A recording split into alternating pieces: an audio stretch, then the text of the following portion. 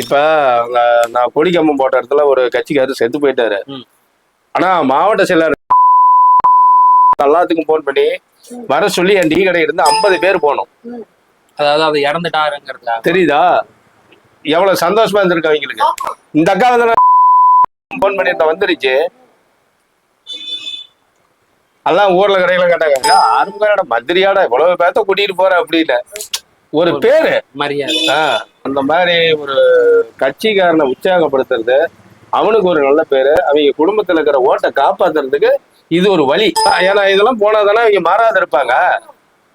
நடக்க வேண்டியதை சொல்லிட்டு இருக்கிறாங்க. தெரியுதா? சரி, ஏதோ ஒரு காரணம், ஒண்ணு நல்ல மனுஷருக்காக போ, இல்ல கட்சிக்காக போ. ஆனா நீ போய் ஆகணும்.